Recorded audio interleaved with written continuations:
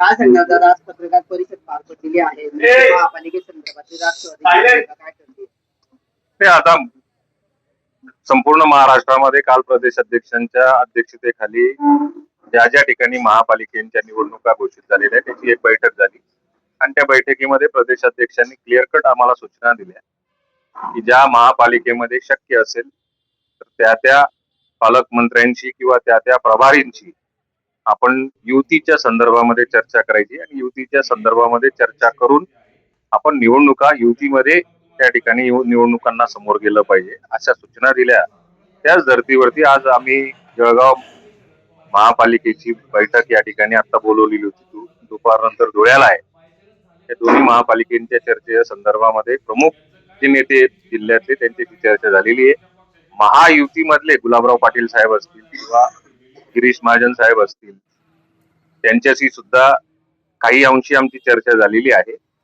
त्यात उद्याचा निकाल लागल्यानंतर परवा याच्यावरती एकत्र बसायचं आणि आपल्याला युती करता येणं शक्य असेल तर त्या प्रमाणामध्ये तसा प्रयत्न करायचा.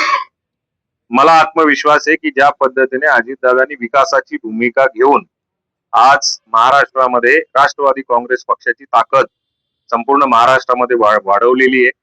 आपण महाराष्ट्राचा विचार न करता जळगाव जिल्ह्याचा जरी विचार केला, आमचे बोटावर मोजण्या इतके केवळ फक्त नगरसेवक होते.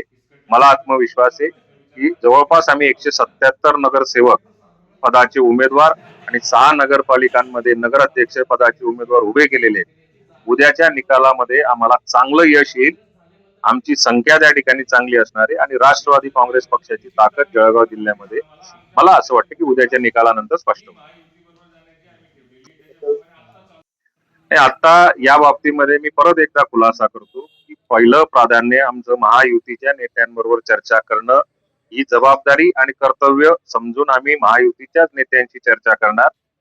23 तारखेनंतर महाराष्ट्रामध्ये ज्या काही सूचना दिलेल्या आहेत प्रदेश अध्यक्षांनी ते ह्याच दिलेल्या आहेत की पहिला प्रयत्न आपण महायुतीचे समन्वयक जे असतील त्या समन्वयकांबरोबर चर्चा करावी आणि ती चर्चा झाल्यानंतरच पुढची पावलं प्रदेश अध्यक्षांची किंवा वरिष्ठांशी चर्चा केल्यानंतरच पुढची पावलं कुठली उचलायची असतील तर ती उचलायचं काम हे प्रदेश अध्यक्ष किंवा वरिष्ठांशी चर्चा केल्यानंतरच होईल. आम्ही आमच्या जिल्हा अध्यक्षांच्या माध्यमातून जवळपास मागच्या 3 दिवसापासून आम्ही उमेदवारी ज्यांना ज्यांना करायची इच्छा असेल इच्छुक उमेदवारांचे अर्ज भरलेले आहेत. आता आमच्याकडे जवळपास 79 अर्ज आलेले आहेत. साधारण 2 दिवसामध्ये हे 150च्या आसपास अर्ज येऊ शकतात. प्रत्येक प्रभागामध्ये कॅपॅसिटी असलेला किंवा जनसंपर्क असलेला लोकांच्या मनात असलेला उमेदवार हा कोणत्या कोणत्या प्रभागात किती चांगला राहू शकतो असं चयन केलं जाईल. आता प्राथमिक अंदाज जो आम्ही घेतलेला आहे त्याच्यात जवळपास 35 ते 40 उमेदवार आमचे इलेक्टिव्ह मेरिट मध्ये आहेत आणि त्याच्याबरोबरच काही माजी नगरसेवक काही माजी आत्ताचे नगरसेवक हेही आमच्या जिल्हाध्यक्षांच्या संपर्कात असल्यामुळे त्यांच्या बाबतीमध्ये पुढच्या 3 दिवसामध्ये आमची जी काही कमिटी नेमलेली त्या कमिटी समोर विचार विनिमय करून योग्य निर्णय घेतला जाईल आणि ते उमेदवार जर का चांगले ठरत असतील आणि महायुतीमध्येही त्याची सक्रिय चर्चा जर का होत असेल तर आम्ही पुढच्या उमेदवारांच्या बाबतीमध्ये क्लिअर कट भूमिका आमची मांडू.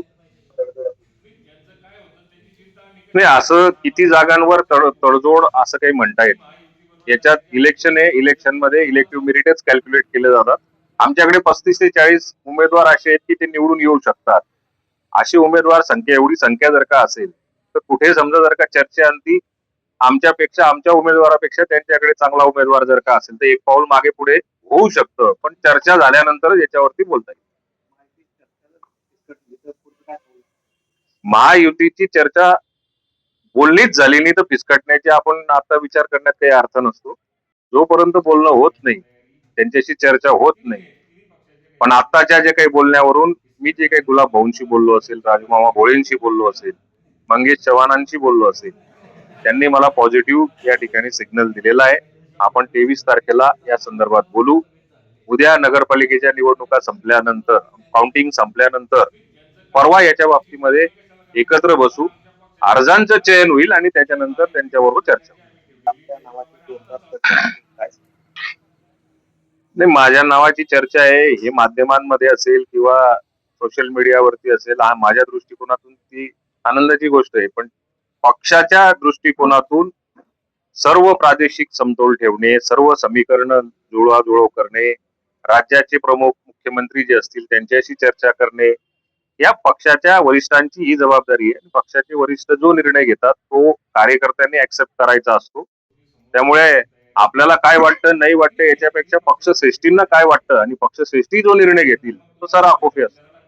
कार्यकर्त्यांमध्ये कुठेतरी आनंदाचं वातावरण पण पाहायला मिळतं तुमच्या नावाची चर्चा होईल. नाही, प्रत्येक जिल्ह्यामध्ये प्रत्येक आमदाराच्या नावाची ज्या वेळेला अशा पद्धतीने चर्चा होती त्या त्या कार्यकर्त्यांना त्या त्या जिल्ह्यातल्या कार्यकर्त्यांना त्याचा आनंदच होत असतो. असा आनंद समजा जर का उत्तर महाराष्ट्रात धुळे, जळगाव, नंदुरबार मध्ये होत असेल तर काही वेगळी गोष्ट नाहीये. होत असेल, पण पक्षश्रेष्ठींना ज्यावेळी निर्णय घ्यायचा असतो त्यावेळेला मात्र महाराष्ट्राचा विचार करायचा असतो. महाराष्ट्राचा विचार करूनच ते निर्णय घेतात. योग्य तो निर्णय घेतील. आता गेल्या वेळेस